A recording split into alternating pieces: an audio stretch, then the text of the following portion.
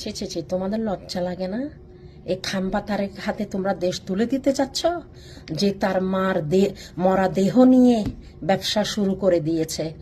আমরা কি ঘাস খাই হসপিটালের মধ্যে? কি আমরা গরুর ঘাস খাই? হ্যাঁ, ঘোড়ার ঘাস খাই? হ্যাঁ, খালেদা জিয়া তো অনেক আগে মারা গেছে, আমরা বলছি। ওটাকে প্রিজনেশন ইঞ্জেকশন দিয়ে এভাবে মোমের মতো বসায় রাখছিল। কি লাভ হয়েছে?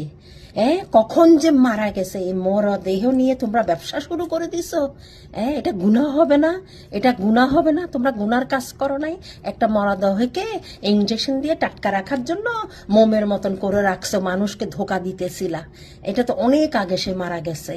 এখন তো ইঞ্জেকশন বাইরেছে, এখন তো মাটির ভিতরেও দিতে হয় না। এখানে যাদের পয়সা আছে ওরা ডুমের ভিতরে রেখে ইঞ্জেকশন দিয়ে একদম জিন্দা লাশ মনে করবে কি সে শুয়ে আছে, পোকাও ধরবে না, পচবে না, বাস্ট হবে না। কিন্তু এখন ওরা কি করছে, খালেদা জিয়ার মৃত্যুটা ওরা বাস করতে হয়েছে, কারণ এটা আর কতদিন এভাবে ওপেনলি ইঞ্জেকশন দিয়ে রাখা হবে? এটা বাস্ট হয়ে আতরি বুতরি ছড়ি পড়তো। ওকে, এই মরা দেহ নিয়েও তোমরা ব্যবসা করতেছ? ছি ছি ছি ছি ছি ছি, কোন জগতে তোমরা থাকো?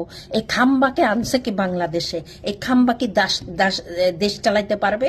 খাম্বার মাথা সব গোবর ভরা। যে তার মার লাশকে কোনো ইয়ে করতে পারে না, সিকিউরিটি দিতে পারে না, মার লাশ নিয়ে খেলে। মার লাশ নিয়ে খেলে, সে কি জনগণকে চালাইতে পারবে, দেশ চালাইতে পারবে?